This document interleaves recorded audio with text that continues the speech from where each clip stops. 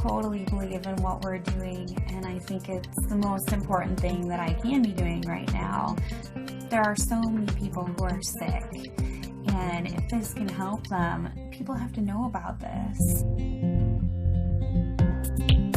It's fantastic that I get to share this with my family, that we're doing this together, and that we both feel so passionately about it. She was on over 40 different medicines. She had been on methotrexate and Plaquenil, one of those which nearly destroyed her vision, all of the potent anti-inflammatories, the Vioxx and the Celebrex, and was on all sorts of painkillers and all sorts of antibiotics. She had classic steroid toxicity. Her face was the shape of a moon because there's a lot of swelling that occurs in the face. At the age of 16, was diagnosed with juvenile rheumatoid arthritis, and that evolved into a lupus condition, a diagnosis of interstitial cystitis, an autoimmune disorder. Bedridden 4 years. Her mother thought she would never survive. I went to talk to William as a friend and as a doctor about his experience with patients and how they used cannabis. Seeing what the juicing did for me, using it in this form, was so significant. It changed my life. About 4 to 6 weeks after I started on juicing every day, I had no more back pain. I didn't need pain pills. I felt the best I ever had. A lot of people think cannabis and pot are not medicine. I had stumbled on an article in Scientific American, December 2004. They had an article on marijuana as the brain's own marijuana, and they introduced the idea that the body produces compounds that are very similar to those found in marijuana or cannabis. Cannabis actually goes upstream. It provides feedback from the postsynaptic nerve to the presynaptic nerve, which was unheard of in neurochemistry. I mean, all neurotransmissions were unidirectional, and all of a sudden, swimming against the force of that are these little cannabinoid molecules that tie the whole system together. The phytocannabinoids from this plant augment the body's attempt to restore and increase function to a normal level. So it mimics the regulatory system of cellular physiology. And recently, the Food and Drug Administration has approved of CBD, which is a cannabinoid like THC, one of 80 cannabinoids. The federal patent compares vitamin C, vitamin E, and CBD, or cannabidiol. CBD turns out to be more potent than either of those two. The thing that I warn my patients of is if you're going to be juicing this flower and this leaf, and you're going to be doing this high-dose, non-psychoactive cannabinoid dietary approach, please do not heat it. When you heat cannabis, you make it psychoactive, which for a large part of the community, the psychoactivity of a plant is a measure of its medical quality. But it's really quite the inverse. If you heat or age cannabis in any way, you're destroying some of the medicinal properties of it. To use the plant effectively, we have to use it the way it evolved over 34 million years, which is raw. Because when it's raw, the THC is bound up as THC acid.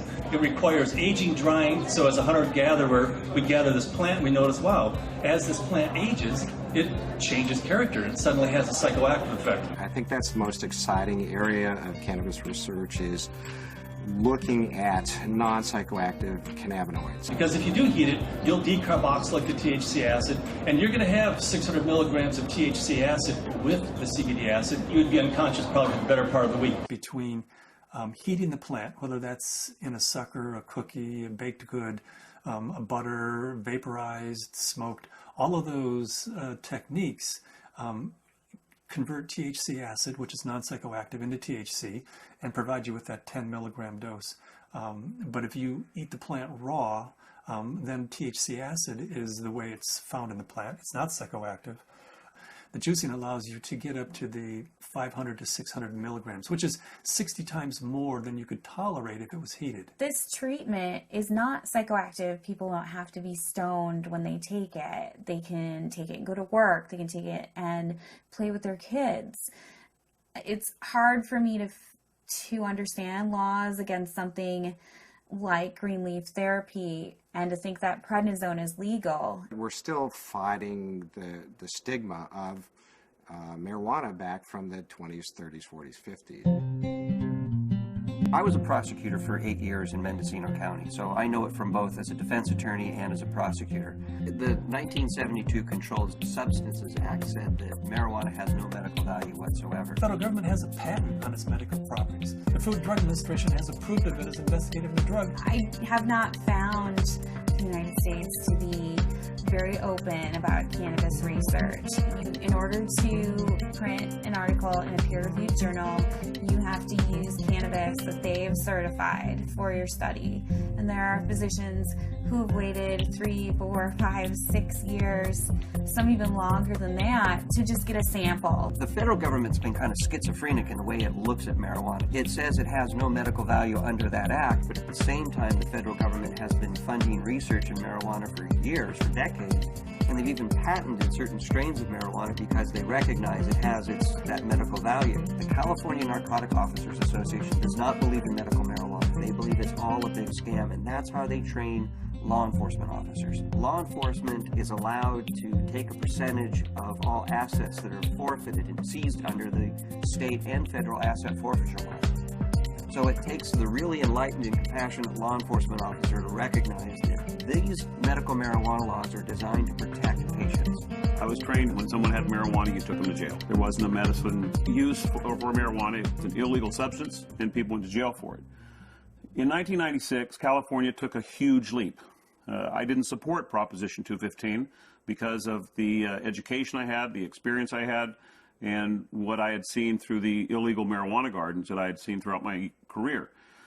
Since 1996, I have changed my opinion somewhat. I believe there is a very clear medicinal use for marijuana. That being said, I believe that there are a large percentage of people who use marijuana as an excuse to either make profits or for recreational.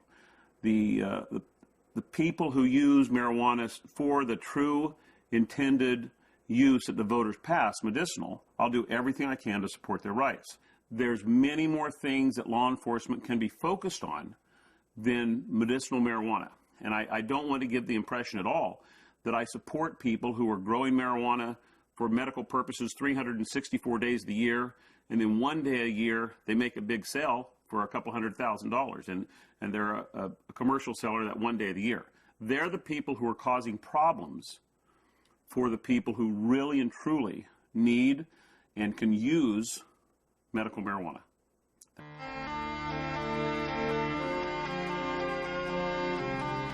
Terrifying, to be told as a parent that your child does have a tumor in her brain. It took 24 hours in the operating room. They gave us a 10% chance of survival with treatment. The Oakland Children's Hospital, where they called me and they said they had a baby who they were discharging home. This baby had completed all treatment that would be useful for it, had a brain tumor, had surgery, had radiation and chemo, and the tumors were still growing and still multiplying. And therefore they said to the parents, just take this baby home and make it comfortable, because there's nothing more that we know that will help its condition. Started to accept to the point where the illness had taken her and us, and try and find some acceptance. A month went by and I got in contact with the family, and they said, well, we just came back from Children's Hospital. They did a CAT scan. The tumors have shrunk and there are fewer of them. And they said, I'll tell you what we've been doing. We've been juicing the fan leaves of the marijuana plant and giving our baby a shot glass of this juice every day. This is like this wonderful hospice story. She is no longer on hospice.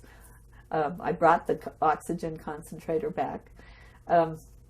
It's just one of those wonderful success stories. The plant is a pretty amazing plant because it appears that the juice of this plant is saving this baby's life.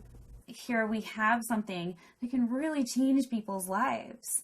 I mean, I was laying in bed, catheterized, thinking that physicians were just trying to make me comfortable. They really didn't think that there was anything more that they could do, and that I may not live to be 30, which I am now. That was the best I could hope for. the best I could hope for was taking enough methadone and Percocet every day that I just didn't feel anything at all. I had gotten in touch with Dr. Courtney because we had received a doctor's recommendation from one of his patients, and in it asked that they start juicing the leaves and having capsules and a few other items which I didn't know anything about. So after I contacted him, I was really excited to hear that there might be some other alternatives to the smoking of the cannabis. These are friends we've had in the past year. They said, your father's not the same as he was when we first met him, and he seems to be much more alive and much, doing a lot more and more active. And I had informed them that it was because of the juice that he had been taking. Right after we started juicing, that he seemed to be more active. We would do things out in the garage more, and he wouldn't spend so much time in his chair. We have ran out periodically in the last year and a half, and that's what made me convinced that he needed it, because when he would run out, he would have trouble getting out of the car. I had 4 doctors tell me that I should have a hysterectomy. You either have no ovaries, or at the very least you're sterile. That my endometriosis was so bad I would never be able to have a child. Despite very potent birth control, despite being sterile, Zahaya decided she was going to come join the party.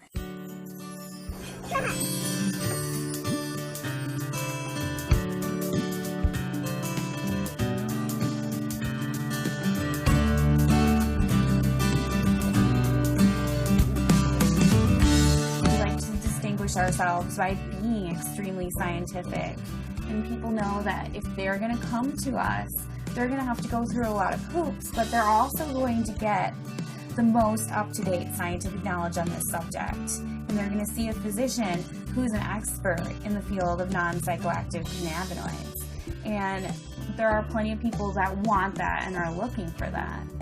We opened our 5th office in Luxembourg. Their government is really sympathetic and open. There's an international group studying autism and CBD in Luxembourg. There's a physician there who's writing cannabis scripts who's also a senator. And we've been working with him, Senator Colombera. The government may be actually funding experiments in a research center using cannabis, in large part because of Dr. Courtney's work with non-psychoactive cannabinoids and Senator Colombera's work with cancer patients.